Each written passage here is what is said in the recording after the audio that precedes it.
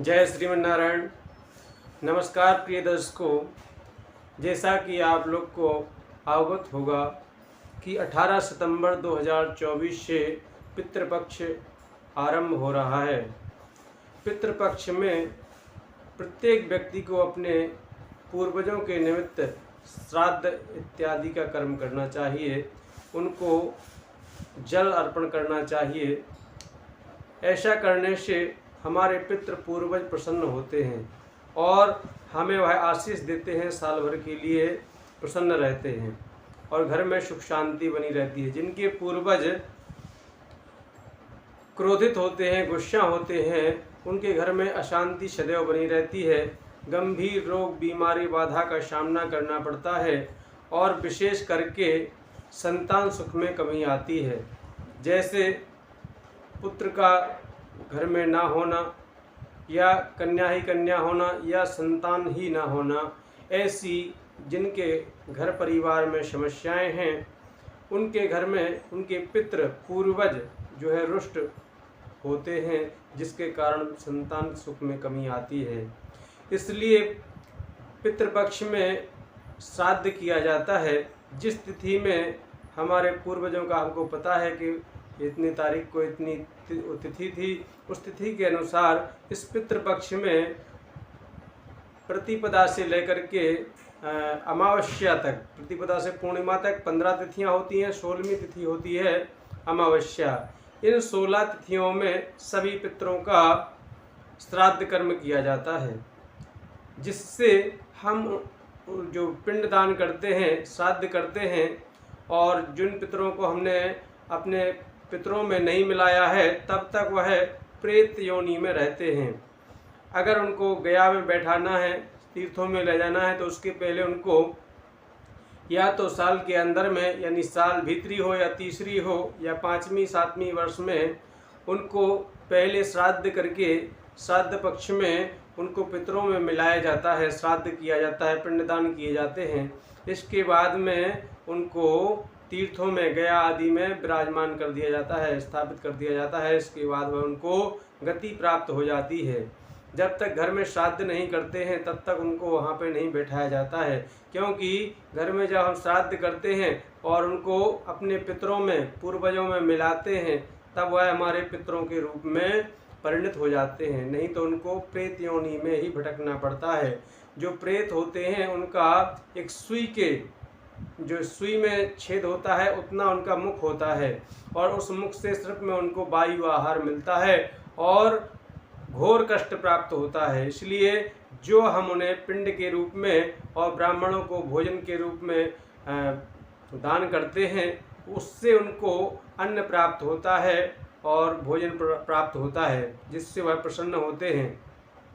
हम जो चीज़ें यहाँ पर दान करते हैं, छत्र दान करते हैं, तो उससे उनको शीतलता प्राप्त होती है, और पहनने के लिए, पैरों में पहनने के लिए हम चप्पल जूता इत्यादि जो है दान करते हैं। इससे उनको चलने में जो है सुविधा प्राप्त होती है, क्योंकि कठोर जो घनघोर कष्ट देने वाली जगह से उनको बीतना पड़ता है, इसलिए उनके हाथ पैरों में भी उतना कष्ट नहीं होता।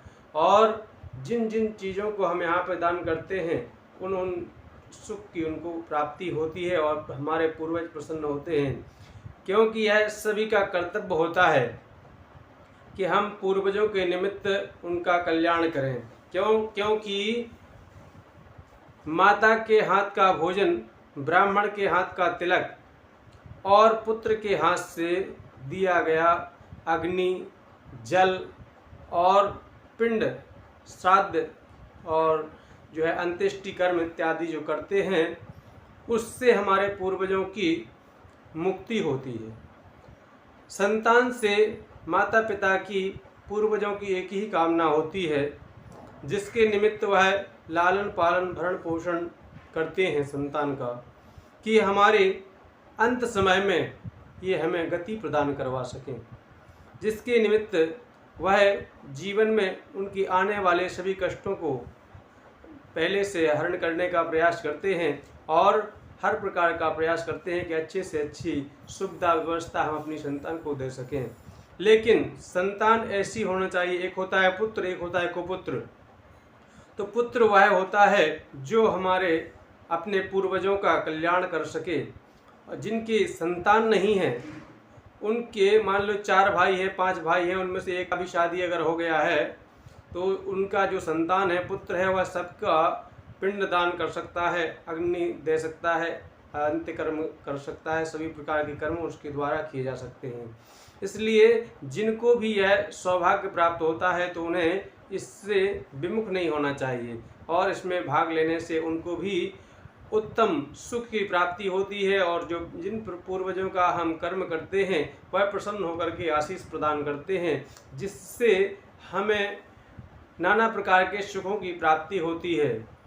जो हमारे पूर्वज होते हैं वह अपने कर्म के अनुसार अपने अपने योनि को प्राप्त होते हैं। हम उनके निमित्त जब पिंडदान करते हैं, श्राद्ध इत्यादि करते हैं, तो उससे उनको प्रसन्नता प्राप्त होती है और पितरों में वह सम्मिलित हो जाते हैं।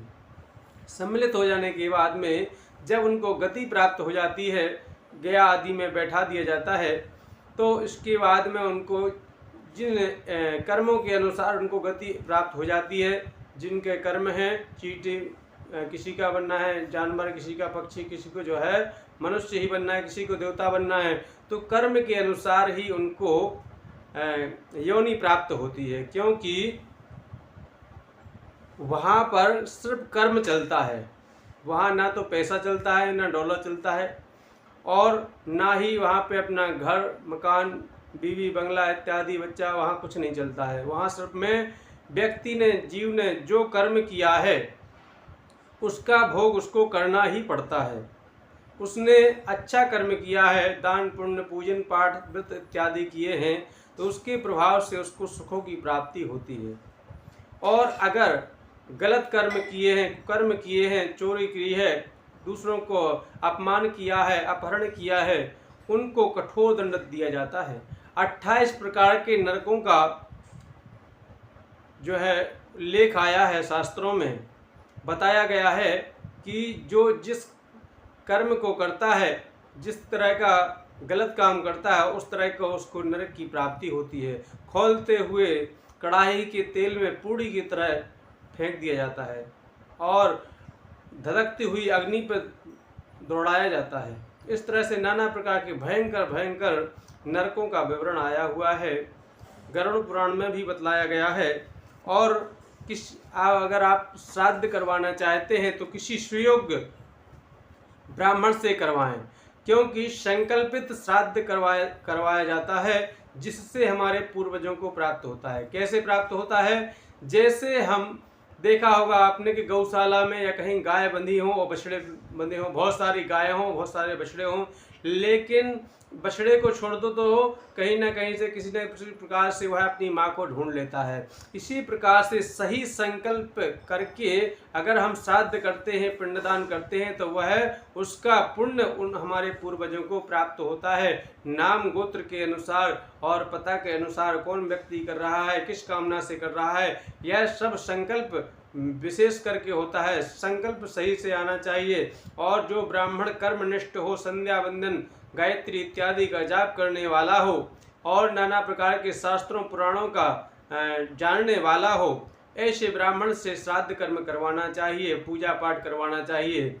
और जो व्यक्ति नशा पान ना करता हो, बीड़ी गुटखा इत्यादि भी न खाता हो और पूजा पाठ इत्यादि करता रहता हो, यज्ञ पूजन पाठ इत्यादि में रत रहता हो, ऐसे एक ब्राह्मण से कर्म करवा देने से 50 ब्राह्मणों 100 ब्राह्मणों से दान देने के बराबर होता है। इसलिए सुपात्र सुयोग्य ब्राह्मण के द्वारा कर्म को करवाएं, जिससे हमारे